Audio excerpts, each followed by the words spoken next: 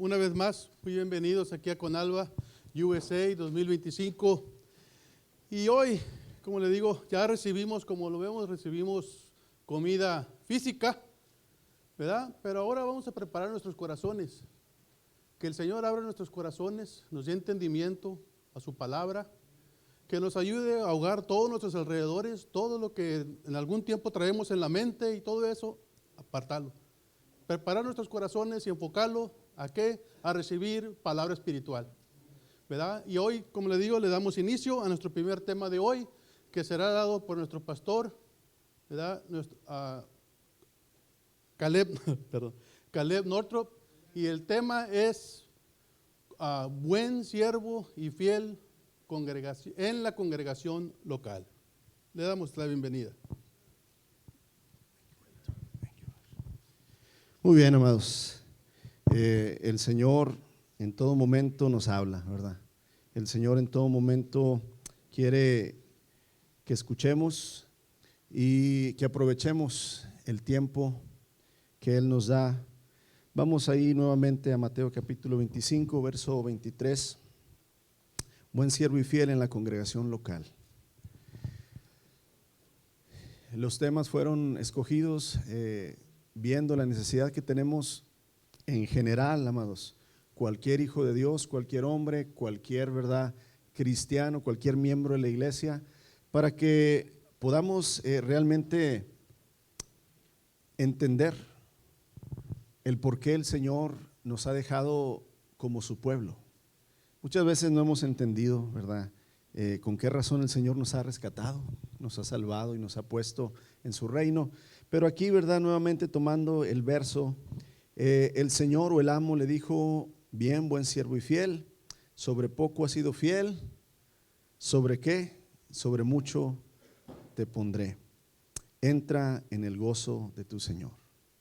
Para empezar, amados, no hay mayor gozo en la vida que un hombre o una mujer pueda tener que vivir la voluntad de Dios.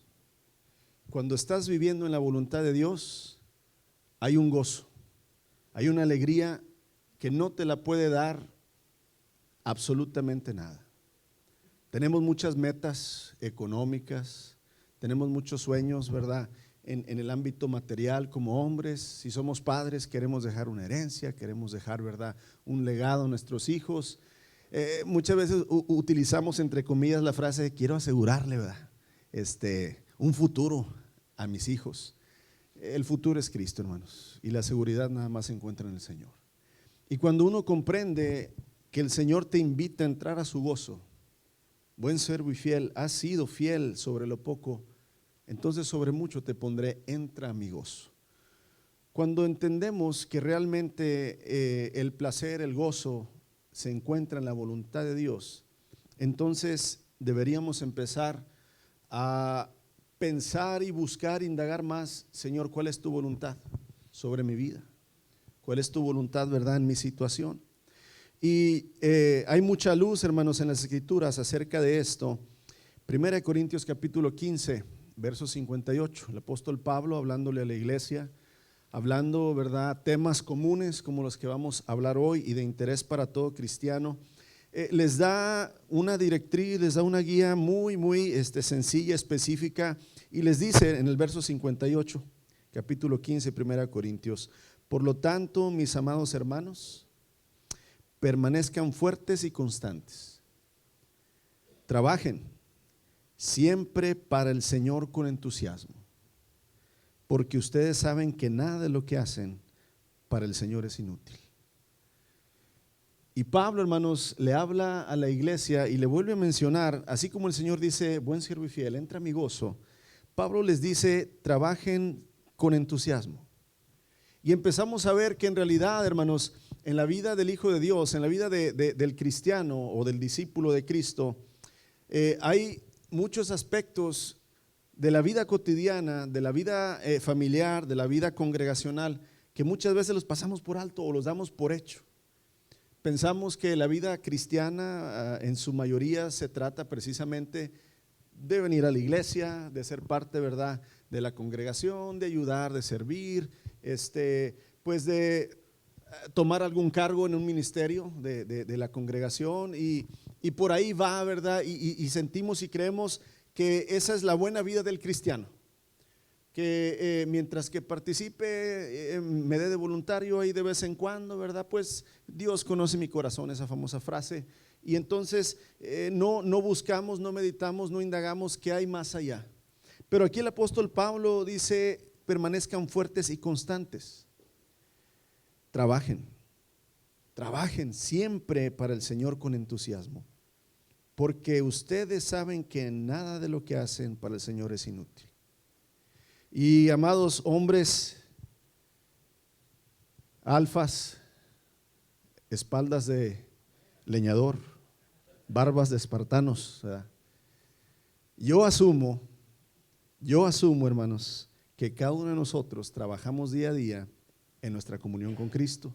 Asumo, ¿verdad? O sea, yo estoy asumiendo, yo estoy creyendo, yo estoy confiando que cada uno de nosotros trabajamos buscando al Señor, teniendo nuestros tiempos, ¿verdad?, de meditación en la palabra personales, fuera de la iglesia, fuera de las reuniones de hombres o de los domingos o de los miércoles. Asumo, ¿verdad?, que cada uno de nosotros disponemos tiempo, hermanos, para la oración, que nos desconectamos de nuestra vida tan ocupada, ¿verdad?, y apartamos tiempo para el Señor exclusivo entre Dios y nosotros. No me refiero a las reuniones de la iglesia, ¿verdad? Me refiero al tiempo íntimo de comunión con Cristo entre tú y Él, ¿verdad? Y estoy asumiendo, hermanos, que así es, que meditamos, que reflexionamos las cosas espirituales. En pocas palabras, creo y pienso, hermanos, que cada uno de nosotros invertimos en nuestra propia vida espiritual y la comunión con Cristo, o al menos así debería ser, desde jóvenes hasta la edad que tengamos ya maduros. Con mayor razón, si somos esposos o padres, creo que también tomas tiempo, aparte del personal, para guiar a tu familia, para guiar a tu esposa, para ser, ¿verdad?, un medio de gracia que Dios use para que tu familia también, ¿verdad?, esté siendo edificada en la comunión con Cristo. Y hasta ahí está bien la cosa. Esa es la base. Nosotros, los nuestros y todos juntos. Pero muchas veces la mayor parte de los hombres nos quedamos en nosotros. Hay veces que sí nos esforzamos por la familia, pero muchas veces, amados, yo he visto que no se esfuerza en la iglesia local. ¿Qué es la congregación local? Precisamente donde el Señor te ha plantado, donde el Señor te ha puesto y dispuesto para que tú seas parte de ese redil. El rebaño es uno solo, ¿verdad? El rebaño es uno solo en toda la tierra, pero hay muchos rediles que el Señor tiene. Y ahí es donde el hombre, ¿verdad?, debe entender que el Señor lo puso para un servicio en especial. Aquí estamos congregados representando diferentes, ¿verdad?, rediles, diferentes iglesias o congregaciones. Y aquí es donde en particular el Señor te puso ahí, varón.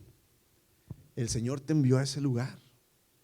En lo muy personal, hermanos, cuando una familia llega, una persona llega aquí a la congregación, después de haber asistido unas 4 o 5 ocasiones, yo le hago esta pregunta siempre, le digo: ¿por qué viniste? ¿Quién te trajo? Pensando que alguien lo invitó, ¿verdad?, de algún miembro. Y ellos dicen: no, pues estamos buscando iglesia y llegamos aquí. Y entonces le digo: entonces, ¿quién te trajo? Pues el Señor, ¿verdad? Entonces le digo: si te trajo el Señor, entonces el Señor quiere algo contigo aquí. No conmigo, contigo aquí, entre nosotros. Entonces no te vayas hasta que el Señor te saque. Si te trajo el Señor, vas a tener que aguantar. Vas a tener que ser parte de la familia en este lugar. Y que el Señor te lleve, hermanos.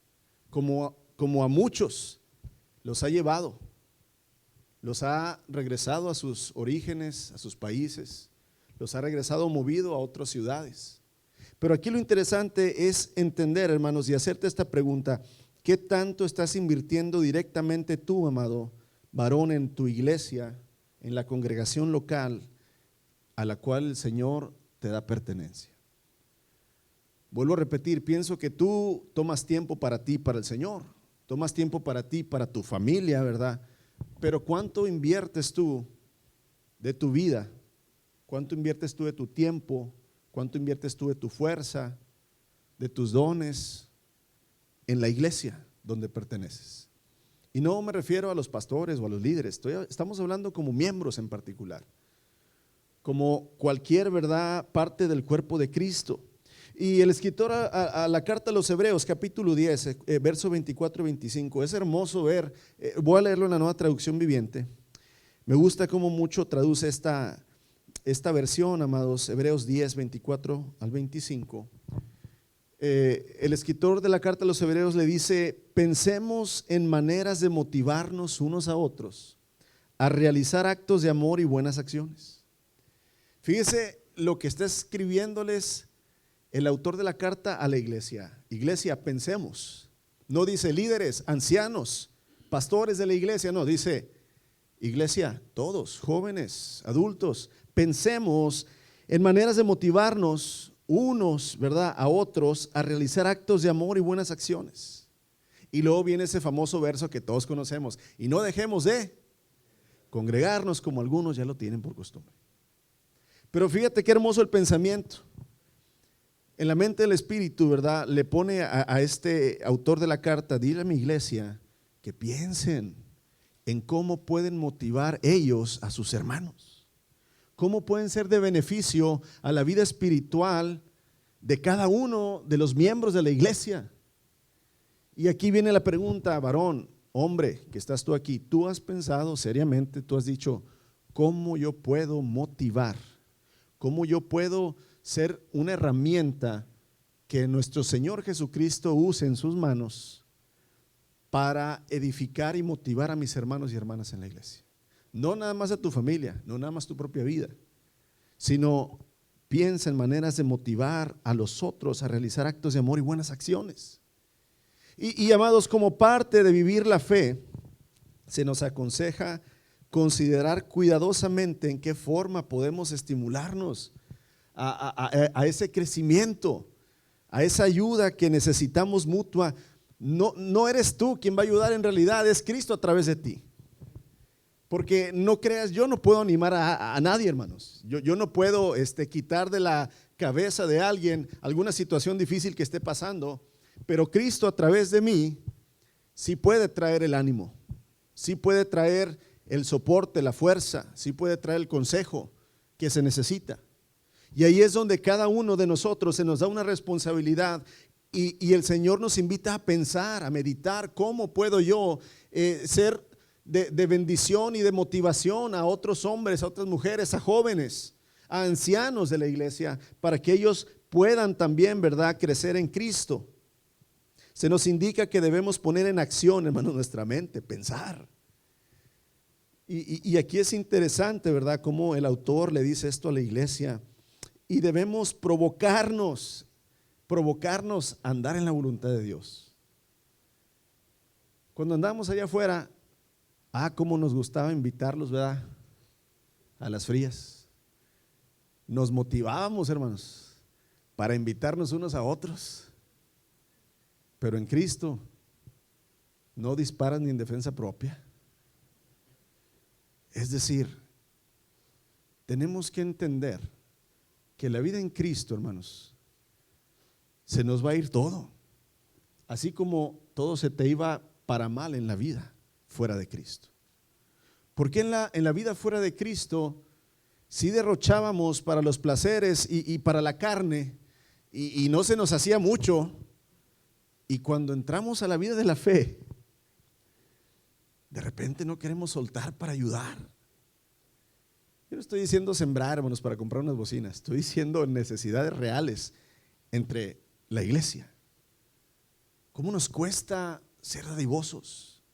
¿Cómo nos cuesta invertir mi tiempo, dar lo mío, darme a mí, a mis hermanos y hermanas, para ayudar, para hacerles sentir el amor de Cristo, amados, para llevar esa palabra, ¿verdad?, que es la palabra de Dios, que trae aliento, que trae esa fuerza para vivir en tiempos difíciles.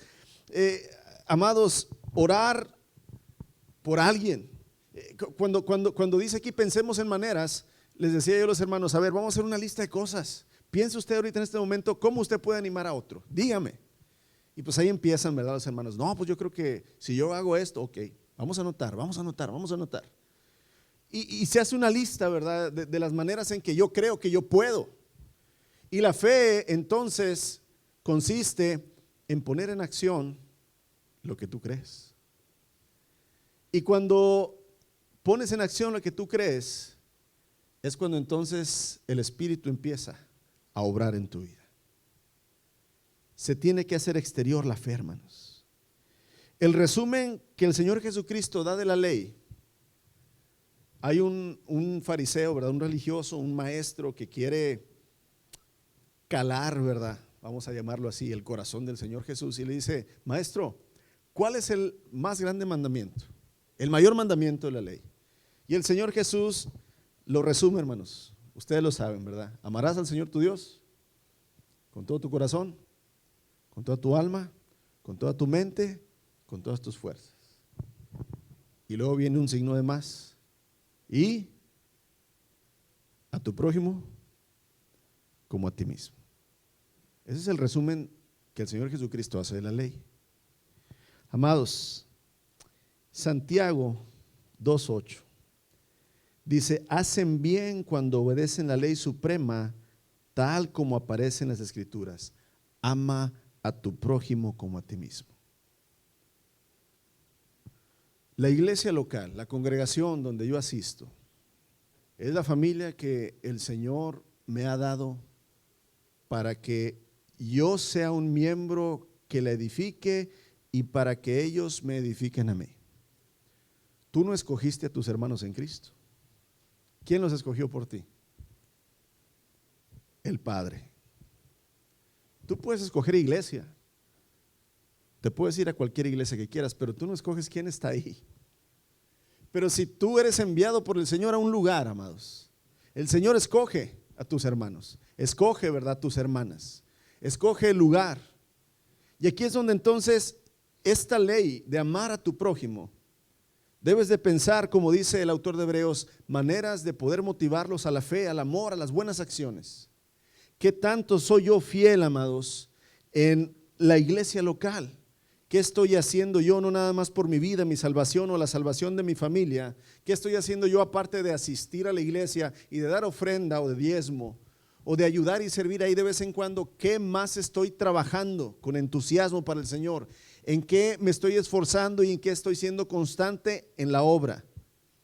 Le estoy diciendo que asumiendo que usted tiene una vida devocional con Cristo, esa es la base, porque ¿para qué hacer cosas si primeramente no tengo, ¿verdad?, ese momento de devoción para el Señor? Nada más van a ser buenas acciones. Pero si yo estoy viviendo la vida en Cristo íntimamente, hermanos, en lo secreto, si yo estoy teniendo comunión con Jesucristo, entonces la segunda parte, la segunda milla es esto. Piensa cómo puedes motivar a hacer buenas obras y a mostrar el amor a tus hermanos. Piensa cómo puedes amar a tu prójimo, cómo puedes ser útil en la congregación local donde el Señor te ha puesto. Y amado, las acciones llevadas a cabo por amor al prójimo honran a Dios. Amarás a tu prójimo como a ti mismo. Esto se convierte, hermanos, en amar a Dios. El apóstol Juan dice, aquel que dice amar a Dios, pero odia a su hermano, el tal es un mentiroso. Porque amar al prójimo equivale a amar a Dios. Y amar a Dios equivale a amar al prójimo. Y muchas veces nos hemos centrado en el primer y más grande mandamiento, amar a Dios con todo el corazón, con todo el alma, con toda la mente y con toda la fuerza, pero se nos ha olvidado la segunda parte, amar al prójimo. Amados, Pablo llama al mandamiento de amarse unos a otros una deuda continua. Cuando vas ahí a Romanos, capítulo 13, verso 8, dice Pablo, no deba nada a nadie excepto el deber de amarse unos a otros. Si aman a su prójimo, cumplen con las exigencias de la ley de Dios. Y entonces aquí, amados, no solo debemos estar interesados en amar a Dios, sino que debemos estar interesados en amar a los hijos de Dios, que inmediatamente los primeros son los de mi congregación, son los de la iglesia donde el Señor me ha puesto. Todos sabemos, hermanos, que debemos ser sal y luz en el mundo. Eso creo que cada cristiano que tiene un poco de conocimiento del Señor sabe que allá afuera tenemos que ser luz, tenemos que ser sal, pero se nos ha olvidado aquí adentro. Se nos ha olvidado, ¿verdad?, en la familia, las responsabilidades espirituales que el Señor nos ha dado. Como miembros de su iglesia, como miembros, hermanos, locales de este lugar donde el Señor te ha enviado a congregarte y a ser parte de esa familia. En realidad, amados, debe ser una labor constante en nuestra vida el poder yo motivar y ayudar a mis hermanos a crecer en el camino de Cristo Jesús. El mismo Señor Jesucristo lo dice en Juan capítulo 13, verso 35. El amor que tengan unos por otros será la prueba ante el mundo que son mis discípulos. No es el tamaño de la iglesia lo que prueba que somos de Dios. No son los dones, hermanos, que tengamos lo que prueba que somos de Dios. No es la predicación de la palabra que prueba que somos de Dios. El Señor dijo: el mundo conocerá que ustedes son míos si se aman los unos a los otros. Y el amor bíblico, hermanos, no es un sentimiento. Conlleva emoción y sentimiento, pero el amor bíblico, la base del amor bíblico, el amor divino, es dar. Porque de tal manera amó Dios al mundo que ¿qué? No dice que sintió cariño, dice que dio a su Hijo. ¿Cómo crees que es posible cuando el Señor Jesucristo dice amar a vuestros enemigos, bendecirlos, orar por ellos? Humanamente no es posible amar al enemigo, hermanos. Yo no puedo sentir un cariño, un aprecio genuino por alguien que abusó de mi hija. Es imposible. Aquí no está hablando el Señor de sentimientos y emociones. Está hablando de actitud. Amar es dar. El amor bíblico es entregar lo mejor de mí para bendecir al prójimo. No es sentir cariño. Ese es un fruto que viene cuando primero tu actitud la doblegas ante Dios y te das para bendecir al otro. Bendecirlo de la manera que en la necesidad que tiene en ese momento la expresas. Sea una ayuda, ¿verdad?, monetaria, sea cual sea la cuestión. Cuando tú expresas, hermanos, el amor, entonces el Señor te identifica como su discípulo. Cuando tú entregas amor a tus hermanos, el Señor dice: buen siervo y fiel. Buen siervo y fiel. Entra mi gozo. Amados, debemos ser buenos siervos y fieles, siendo intencionales, o sea, buscando de manera intencional la voluntad de Dios para servir mutuamente a la congregación, a mis hermanos, a la iglesia. Nunca, hermanos, será un problema encontrar una necesidad en la iglesia. Nunca va a ser problema. Tú empiezas a pensar y vas a encontrar ¿qué? Muchas necesidades. Vas a ver muchas carencias. No importa cuánto tiempo tenga la iglesia y de qué tamaño sea. No vas a batallar para encontrar necesidades que hay que suplir. Y aquí es donde entonces uno tiene que disponerse. Cuando uno de los hermanos o hermanas vienen, ¿verdad?, y me dicen: hermano, pues yo veo que hace falta esto.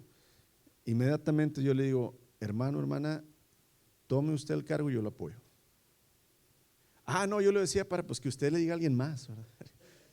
Le digo: no, hermanos, usted está viendo la necesidad, yo lo apoyo. Es que no hay peros, amados. Aquí es donde tenemos que levantarnos, tenemos que pensar, tenemos que esforzarnos, tenemos que trabajar arduamente, como dice el apóstol Pablo.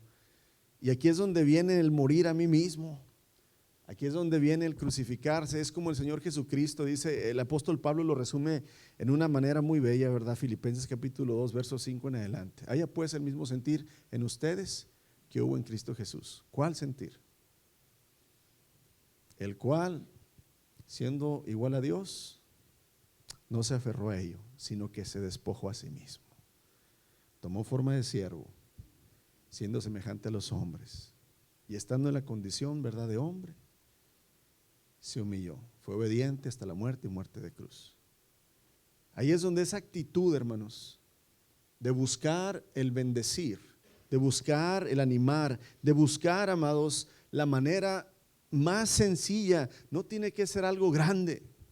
En el libro de los Hechos tenemos el ejemplo de una gran mujer, hermanos, se habla muy poquito, pero Hechos capítulo 9, verso 36 al 39 está la historia de Tabita. Todos conocemos esa historia, al menos si tienes tiempo en la iglesia, ¿verdad? Tabita. Cuando lees, hermanos, la historia, poquitos, 3, 4 versos. Había, ¿verdad?, una mujer devota en la isla de Jope llamada Tabita, quien vendía púrpura. Enfermó y murió. ¿Y qué sucede, hermanos? Era una mujer tan querida por su congregación que estos buscaron la manera de decir: oye, nuestro Dios es un Dios que levanta muertos. ¿Quién es un hombre de Dios que pueda venir y orar por esta mujer para que el Señor la resucite? Anda Pedro el apóstol cerca de aquí, mandan por Pedro el apóstol, viene y dice que la congregación llorando, hermanos, dice que le enseñaban a Pedro, dice: mira, ella nos cosía estas ropas, nos tejía estas ropas. Fíjate cómo la vida de la congregación, hermanos, fue impactada no nada más por la ropa de Lidia, la actitud de esta mujer, preocuparse en lo más mínimo de sus hermanos que no tenían vestimenta. Aquí es donde, hermanos, tú puedes pensar en muchas maneras de animar a tus hermanos. Mira, los que no son de aquí, ¿verdad?, de este lado, cuando estamos en México decimos del otro lado, pero pues aquí estamos de este lado, ¿verdad? Los que no son de aquí de este lado, aquí no hay combis. Aquí, ¿verdad?, los taxis, yo no sé cuánto cobrará aquí un taxi, pero aquí, hermanos, prácticamente los domingos no corren los camiones, no hace nada. Si un hermano o una hermana que no tiene carro quiere venir a la iglesia y alguien no va por ella, es casi imposible que venga hasta acá. Yo les digo a los hermanos, varones y mujeres, les digo: mira, tal vez dar un ride a un miembro de la iglesia para ti es ¿qué? Un ride. ¿Qué de espiritual tiene dar un ride, hermanos? Nada. Pero para la persona que necesita el ride es venir a congregarse, venir a alabar, venir a estar en comunión con Cristo y sus hermanos. Para esa persona sí es de suma importancia lo que para ti es ¿qué? Un ride. Y si no estamos dispuestos, hermanos, a dar un raicillo, si en lo poquito no eres fiel, el Señor dice: no vas a ser fiel en lo mucho. Aquí es donde hay muchas preguntas, amados, que hay que hacernos. Hay muchas preguntas, varones, que hay que tener en nuestra mente y decir: Señor, anhelo con entusiasmo las reuniones de la iglesia. ¿Cómo tú vas a la iglesia? Vas como una carga, como decir: ya es miércoles, hijos, estudio bíblico. Es domingo. Es reunión de varones. Es con Alba. ¿Cómo vas tú a una reunión con la congregación? ¿Qué actitud tienes, amados? Cuando sirves en tu iglesia, ¿lo haces con buena actitud o lo haces por obligación? ¿Estás activo directamente en algún ministerio de tu congregación? Si tienes un cargo de liderazgo en la iglesia, ¿lo sabes desarrollar o llevar a cabo bíblicamente? Pensemos, amados. Necesitamos meditar en la Escritura, necesitamos ver nuestra situación como miembros del cuerpo de Cristo. El principio bíblico de lo pequeño es maravilloso, hermanos. Ya lo vimos ahorita en Mateo 25, 23. Es fundamental entender, hermanos, cómo podemos ser realmente buenos siervos del Señor. El Señor no te pide que seas un buen siervo en lo grande. El Señor te pide que seas un buen siervo en lo pequeño. En lo pequeño, amados, en lo secreto, en lo poco. Ahí es donde el Señor va a pesar tu corazón, va a pesar tu actitud. En lo pequeño. Y aquí es donde no precisamente tenemos que hacer algo grande según mis ojos o los ojos de los demás para agradar a Dios, amados. Y es maravilloso que entendamos eso. Hay un personaje que no se habla mucho de él, Tíquico. Hasta el nombre está raro, ¿verdad? Tíquico. No conozco a ningún Tíquico. Nadie le ha puesto ese nombre, yo creo, a su hijo, Tíquico. ¿Alguien conoce a un Tíquico, el hermano Tíquico? Yo no conozco a nadie. No Kiko, Tíquico, ¿verdad? Kiko conozco muchos. Pero Tíquico, hermanos, quizá no sepamos mucho acerca de este hombre, pero lo que sí sabemos es impresionante y digno de admiración. Fíjate, Tíquico era un mensajero confiable, predicador fiel y amigo leal del apóstol Pablo. Pablo tenía mucha confianza en este hombre, hermanos, y lo enviaba a realizar tareas muy importantes que para nosotros no lo son tanto. Tíquico es uno de esos personajes bíblicos que no recibe el conocimiento que se merece. Siempre hablamos del superapóstol Pablo, ¿verdad? De Juan el amado, de Pedro el aventado, hermanos. Hablamos, ¿verdad?, de Tabita, de Cornelio. Pero Tíquico, nunca he escuchado un sermón yo de Tíquico, amados. Tal vez no lo hemos puesto ese reconocimiento, pero Tíquico, hermanos, se le confió la entrega de las epístolas de Pablo. Lucas le ayudaba a Pablo a escribir. En ocasiones Timoteo le ayudaba a escribir. Pero ¿sabes quién llevaba las cartas a las iglesias? Tíquico.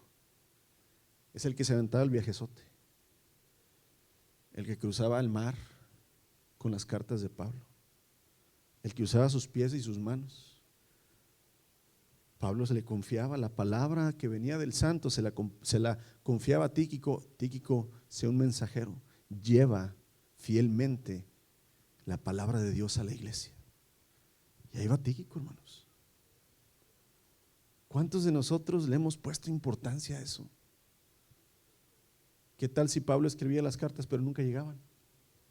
¿Qué sentido hubiera tenido? No las estuviéramos leyendo ahorita. Y aquí es donde la fidelidad en lo poco, la fidelidad en donde parece que no hay glamour, gloria, es donde se conquista el corazón del Señor Jesucristo. Esa ocasión en el templo, hermanos, muy conocida, está, ¿verdad? Son cántaros grandes de metal que había, ¿verdad?, en el templo de Jerusalén para que vayas y pusieras tu ofrenda. Y el Señor Jesucristo está viendo, ¿verdad?, quiénes ofrendaban. Y ya saben la historia, hermanos. Llegaban, ¿verdad?, los fariseos, cambiaban $1,000 de quarters, ¿verdad?, de monedas de 25 centavos, unos costalotes, y empezaban a vaciar, ¿verdad?, que se oyera la ofrenda, hermanos. Y todos fascinados. ¡Wow! ¡Qué hombre tan justo! ¡Qué hombre tan dadivoso! ¡Que da al Señor! El Señor nos impresionaba.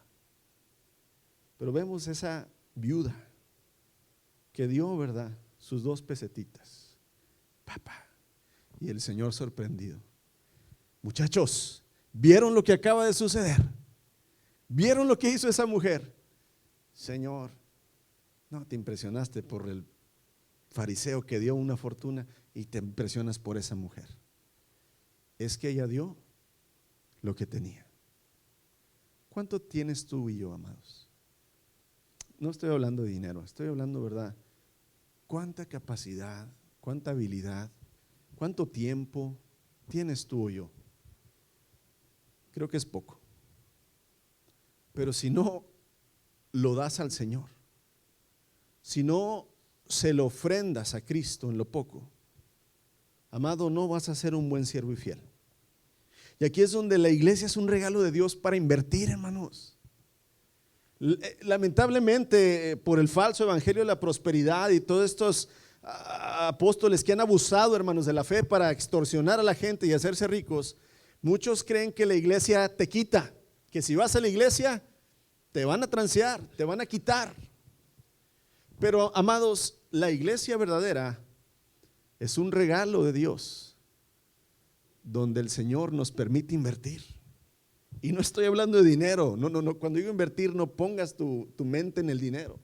Estoy hablando de vida, estoy hablando de tiempo, estoy hablando de actitud, estoy hablando de amor. Invertirte tú en la congregación, invertir tú en la vida de tus hermanos, de tus hermanas, de los jóvenes, de los ancianos, de la iglesia, amados. La iglesia es un lugar de compañerismo. La iglesia, hermanos, es un lugar donde los cristianos pueden convivir fraternalmente. Aunque no nos conozcamos, aquí hay personas que no nos conocemos y aquí estamos. Podemos cenar juntos, platicar, podemos alabar a nuestro Dios, podemos orar juntos, podemos escuchar la palabra y nos sentimos confortados. En una ocasión, un primo fue a una confraternidad nacional cristiana. Allá en México las iglesias hacemos confraternidades familiares muy grandes. Fue en Tijuana y una casa hogar, que es un ministerio cristiano, ofreció sus instalaciones para hospedar a gente.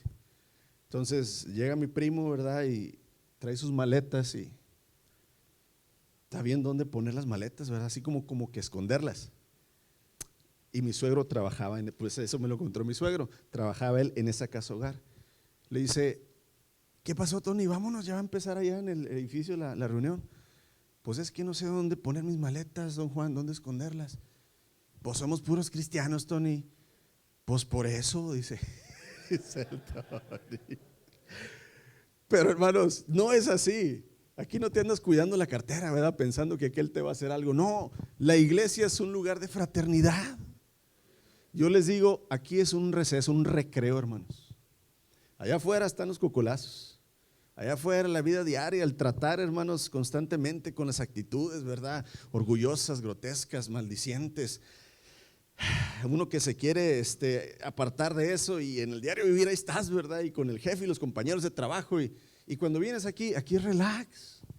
Aquí todos anhelamos lo mismo, amados, morir a nosotros y que Cristo, ¿verdad?, salga más. Y la iglesia es un regalo, hermanos, donde el Señor, ¿verdad?, quiere que invirtamos nuestro amor, donde podemos honrarnos unos a otros, dice el apóstol Pablo, donde podemos instruirnos unos a otros, donde podemos ser benignos y misericordiosos unos con otros, donde podemos animarnos unos a otros. Y lo más importante, hermanos, es un lugar donde podemos amarnos unos a otros.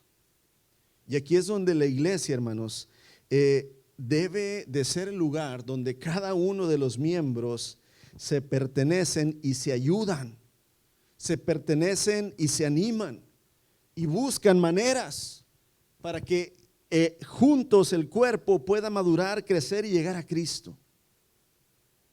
Y aquí es donde un solo consejo les voy a dar. ¿Qué puedes hacer? Uno solo, con ese es más que suficiente. La visitación. ¿Qué es la visitación? Así como se oye, ir a visitar. La visitación, hermanos, lamentablemente en estos últimos tiempos, como un medio de mostrar amor, como un medio de animar y edificar al prójimo, ha disminuido mucho entre el pueblo de Dios, ha disminuido mucho entre los pastores y ancianos. Ya no se visita mucho. Como ahora las visitas las puedes hacer ¿cómo se dice? Online, virtuales, gracias. No, hermano está en el hospital, pues déjale hecho una visita virtual, ¿verdad? Hermano, ¿cómo está? Amados, hemos hecho de la visitación un ministerio muy exclusivo de los pastores, o sea, como decir, no, pues el pastor y los ancianos son los que ¿qué? Los que visitan al enfermo, al necesitado, al prisionero. Nosotros ponemos para que ellos vayan. Y entonces se toma como que La visitación es algo exclusivo del liderazgo de la iglesia. ¿Dónde dice eso la palabra, hermanos? ¿Dónde enseñaron los apóstoles que nada más los ancianos visitan o los pastores? Si el libro de los Hechos dice que cada día compartían juntos, ¿dónde? En el templo y por las casas. Todos. Dice que el pueblo tenía una buena voluntad para los cristianos porque veían que se amaban entre ellos y que era genuino la fe que tenían en Cristo Jesús. Amados, no entendemos que en realidad la visitación es un medio de gracia que toda la congregación debe practicar y madurar. Estos últimos meses hemos trabajado eso aquí en la iglesia. Hay alguien enfermo y se le dice a los hermanos: hermanos, tal hermano, vayan y visítenlo. No necesitan el permiso del pastor y los ancianos, hermanos. Cuando Dios manda a la iglesia no se necesita permiso del pastor y los ancianos para hacer las cosas que Dios ordena. Y aquí es donde entonces la visitación, hermanos, fíjese lo que se convierte. ¿Por qué visitar a un hermano, hermanos? ¿Por qué visitar a un enfermo, un prisionero? ¿Por qué? O sea, ¿qué espiritual tiene ir y visitar a alguien? Prácticamente, hermanos, es de suma importancia en el desarrollo espiritual de los miembros de la congregación. ¿Por qué? Porque el visitarse, hermanos, prácticamente es negarse a sí mismo. ¿Cuántos de ustedes tienen mucho tiempo para visitar a otros? Levante su mano. No te sobra el tiempo. Al contrario, quieres que el día tenga 30 horas. Cuando tú empiezas a pensar en tu hermano, en tu hermana en Cristo, en el prisionero, en el enfermo, empiezas a negarte a ti mismo. Vas a quitarte tiempo a ti para invertirlo en tu prójimo. Vas a tener que usar tu gasolina y tu vehículo y tal vez tu dinero para llevarle una frutita, un juguito, alguna necesidad que tenga, una cobija especial, ¿cómo se dice? Una medicina, no sé. La visitación, hermanos, requiere negarte a ti mismo, como el Señor Jesucristo dice en Mateo 16. ¿Por qué, hermanos, visitar es negarte a ti mismo? Porque debes dejar de trabajar, dejar de descansar, de invertir tiempo en tu hobby o en la vida interesante que llevas, y entonces entregas a tu prójimo o a tu hermano un ánimo que viene del Señor y que va a ser usado por el Señor, hermanos. Si vieras qué hermoso es llegar con un enfermo y que dice: pastor, me vino a visitar el hermano fulano de tal, que yo ni lo conocía, y vino. Y fíjese que platicamos muy bien y me trajo mucho ánimo. ¿En realidad fue el hermano el que llevó el ánimo? ¿O el amor de Cristo que trabajó por medio de esa obra? Es el amor de Cristo por medio de la obra. Y entonces la iglesia empieza a aprender, hermanos, que Cristo usa todo su cuerpo para poder hacer la obra dentro de la iglesia. Aquí es donde Cristo no excluye a nadie, hermanos, a ningún miembro, y no hace exclusivo nada más a los ancianos o pastores de hacer su obra, sino que cada varón, cada joven, cada niño, cada hermana, hermanos, puede hacerlo. Y aquí es donde la visitación, como te digo, es un solo consejo, hermanos, una simple manera en que tú puedes llevar mucha bendición a alguien. Visitándolo le puedes llevar una palabra, visitándole le puedes cubrir una necesidad, visitándole le puedes ayudar en un trabajo que él o ella no puede hacer, un viejito. Aquí hay algo muy importante que tienes que entender. Tal vez la iglesia donde tú asistes no es una iglesia que tiene mucho poder adquisitivo, tal vez no son muchos, pero eso no impide que tú te unas con otra iglesia para hacer la obra del Señor. Gracias a Dios, aquí en la iglesia, hermanos, nos hemos unido con otras iglesias para hacer varios ministerios. Hay un ministerio de prisiones muy bonito que hace 2 semanas se lleva a cabo cada 6 meses en conjunto con otras iglesias, y se tiene un retiro de 4 días dentro de la prisión, y se les da de comer a los prisioneros, y se les lleva la palabra de Dios, y se les lleva amor de Cristo, haciendo aquí los platillos, las galletas, se puede involucrar, hermanos, los niños hacen dibujos para entregárselos a los prisioneros. Hay otro ministerio en Matamoros, se llama Con Mis Manos, algunos hermanos de aquí lo conocen, un lugar, ¿verdad?, para sordomudos, es una casa hogar y escuela para ellos. También vamos con ellos y tratamos de ayudar. Hay muchas maneras en que a lo mejor en la congregación local todavía no hay esa dirección y esa sabiduría solos, ¿verdad?, para hacerlo, pero puedes usar el cuerpo de Cristo, que también es otra congregación, para ayudarse mutuamente, amados, a hacer la obra del Señor, porque las obras no son de las iglesias, los ministerios no son de las iglesias, son de Cristo. No debe haber exclusividad, hermanos, en un ministerio, porque el reino es de Él. Y amados, la iglesia es para servir. La iglesia existe para servir a Dios, nada más. No hay otra razón, no hay otro propósito por la cual Cristo dejó a su iglesia en la tierra mientras que Él viene, sino que para servirle. Y entonces viene la pregunta: ¿y si la iglesia no está sirviendo? Si yo como varón no estoy sirviendo, entonces ¿qué propósito estoy cumpliendo? Volvemos al principio, estamos diciendo que asumiendo que ya tenemos comunión con el Hijo, no puedo dejar a un lado la comunión con el prójimo y el servicio al prójimo y el amor al prójimo. Y si no lo estoy haciendo, y si nada más estoy esperando la venida del Señor, hermanos, sabiendo que yo y los míos, mi familia, ya estamos del otro lado por gracia del Señor, y mis hermanos, mis amigos en Cristo. Amados, algunos de los propósitos de la iglesia son dados en Santiago. Uno de ellos, Santiago 1:27, ya voy terminando, amados. Dice Santiago, la religión, ¿qué es religión, hermanos? Religión es seguir, hacer, llevar a cabo una secuencia de creencias, de ordenanzas dentro de una organización religiosa. Esa es la religión. Dice, la religión pura y sin mancha delante de Dios el Padre es esta. Si no lo has entendido, no sé una manera más clara de decírtelo. Visitar a los huérfanos, a las viudas en sus tribulaciones y guardarse sin mancha del mundo. ¿Qué quiere decir esto, hermanos? Visitar. Tienes que entender, amados, que el Señor no te salvó y te rescató para que seas un espectador. Tienes que ser un siervo.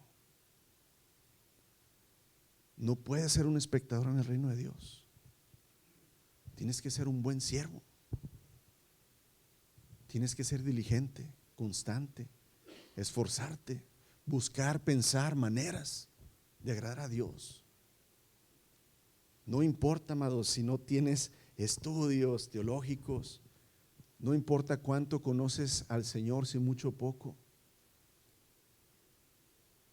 Tienes que entender que tienes un propósito en la iglesia, en la congregación local, la cual, hermanos, el Señor te dio como familia y que algún día, Mateo 25, en aquel día el Señor dirá, buen siervo y fiel, o dirá, ¿qué? Apártense, ¿verdad?, de mí, hacedores de maldad. Amados, la iglesia es para ministrar a aquellos que están en necesidad espiritual y la necesidad cotidiana de esta vida.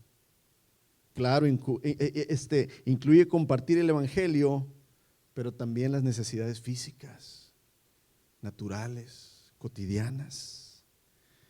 Aquí es donde el Señor nos da esta gran lección, amados. Vamos terminando, Mateo capítulo 25, versos 31 al 46. Ya hemos escuchado mucha esta escritura, pero nunca está de sobra volver a escucharla. cuando el Hijo del Hombre venga en su gloria, acompañado por todos los ángeles, entonces se sentará sobre su trono glorioso, todas las naciones se reunirán en su presencia, y él separará a la gente como un pastor separa las ovejas de las cabras, y pondrá las ovejas a su derecha y las cabras a su izquierda. Entonces el rey dirá a los que están a su derecha: vengan ustedes que son benditos de mi Padre, y hereden el reino preparado para ustedes desde la creación del mundo, pues tuve hambre y me predicaron. Tuve sed y oraron por mí. No, no dice así, hermanos. Tuve hambre y me dieron de comer. Tuve sed y me dieron ¿qué? De beber. Fui extranjero y me invitaron a su hogar. Estuve desnudo y me dieron ropa. Estuve enfermo y me cuidaron. Estuve prisionero y me visitaron. Entonces esas personas justas responderán: Señor, ¿en qué momento, Señor, te dimos comida? ¿En qué momento te dimos un vaso de agua? ¿En qué momento te dimos una cobija? ¿En qué momento fuimos a un hospital a verte? ¿En qué momento te visitamos en la prisión, Señor? Y el rey dirá, hermanos, les digo la verdad, cuando hicieron alguna de estas cosas al más insignificante, otra vez el principio de lo poco, hermanos, al más insignificante de estos, mis hermanos, me lo hicieron a mí. Lo has escuchado muchas veces, pero luego viene la otra parte terrible, hermanos. Y luego el rey se dirigirá a los de su izquierda y dirá: fuera de aquí ustedes los malditos al fuego eterno preparado para el diablo y sus demonios, pues tuve hambre y no me alimentaron, tuve sed, no me dieron de beber, fui extranjero, no me invitaron a su hogar, estuve desnudo y no me dieron ropa, estuve enfermo y en prisión y no me visitaron. Ellos responderán: Señor, ¿en qué momento te vimos con hambre o con sed, o como extranjero, desnudo, enfermo, prisionero y no te ayudamos? Y el Señor responderá: les digo la verdad, cuando se negaron a ayudar al más insignificante de estos mis hermanos, se negaron a ayudarme a mí, y ellos irán al castigo eterno, pero los justos entrarán en la vida eterna. Y aquí, hermanos, que el Señor nos habla del entendimiento. No son las buenas obras las que te llevan al cielo, es el carácter de Cristo. Porque amar a prójimo, hermanos, es amar a Dios. Y cuando tú tienes compasión por tus hermanos, cuando tú ves batallar a tu hermano y le ayudas, hermanos, no es que eres un buen pelado. Cristo está haciendo en ti la obra, insignificante para muchos. Cuando le das ese raicito a la hermana, cuando le llevas esa despensita, cuando vas a visitar a un hermano y le llevas una medicina ahí, cuando vas a visitar al prisionero, hijo de la hermana de la iglesia, ahí lo estás haciendo para Cristo. Y ahí el Señor está viendo, hermanos, el corazón y la actitud, no la obra.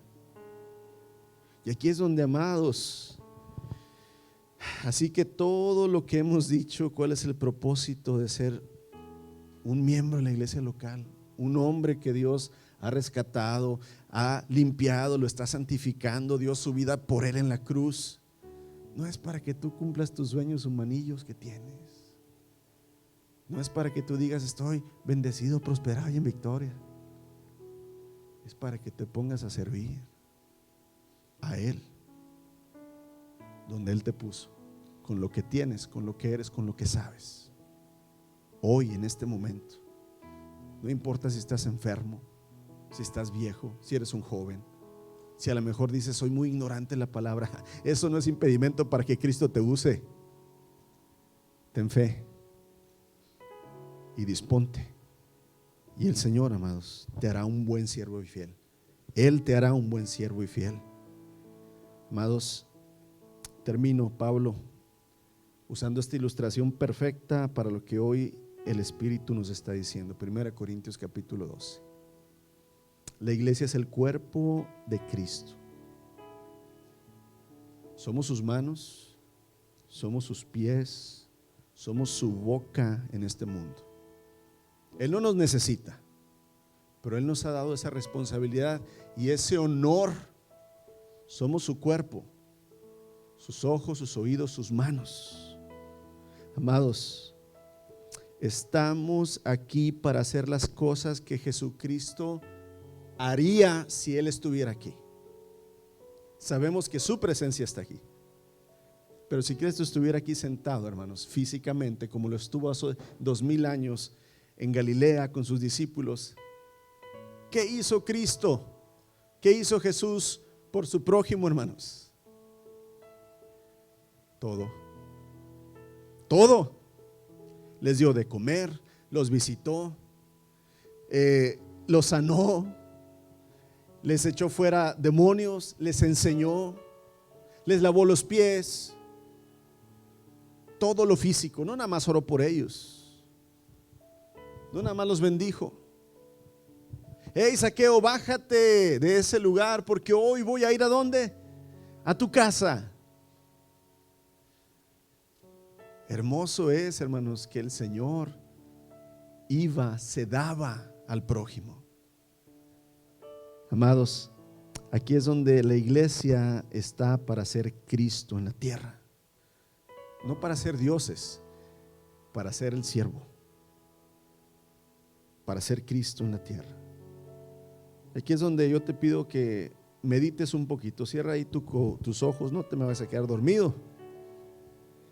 Pero fíjese, vamos a Hebreos donde dice: pensemos en maneras de motivarnos al amor y a las buenas obras.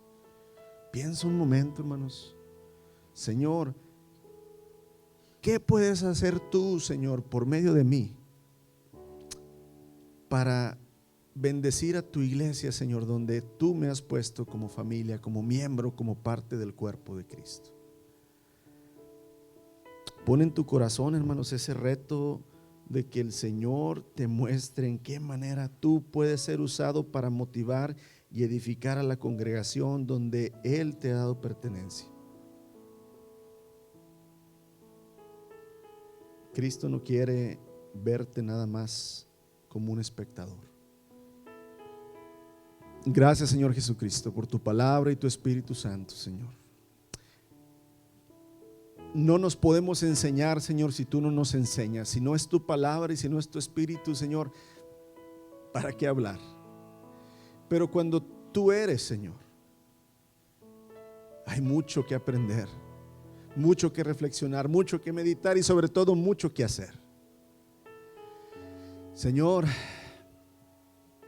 yo quiero ser un buen siervo y fiel aquí, Señor, porque si lo soy aquí, también lo voy a hacer donde sea. En la congregación local, en la iglesia donde tú nos pusiste, Señor, ábrenos la mente y danos la disposición, Señor, y que en los oídos y que nuestras manos, nuestros pies estén dispuestos a escuchar y obedecer, Señor, lo que tú hablas y lo que tú quieres. Que seamos sensibles a las necesidades de nuestros hermanos. Que seamos sensibles, Señor, a las necesidades del ministerio. Que seamos sensibles, Señor, a las necesidades del niño pequeño, Señor, y del anciano. De los que están en necesidad fuera también de la iglesia, Señor. Hermoso es la piedad y la compasión, Señor, que nada más nacen de ti y que nosotros la podemos recibir y no reproducir, Señor. Necesitamos hombres compasivos, hombres detallistas, Señor, que observen las cosas más pequeñas, las que nadie quiere hacer por insignificantes, Señor, y que de corazón las hagamos para ti, Jesucristo, para que tú recibas gloria, Señor. Usa a cada uno de estos jóvenes, de estos varones, Señor, de mediana edad, de estos ancianos, Señor. Tú usas a cualquiera, Señor, porque tú eres lo que hace, Señor, no nosotros. Así es que, Cristo Jesús, en tus manos estamos. Gracias por tu palabra. Gracias por este momento, Señor, donde juntos podemos recibir de ti.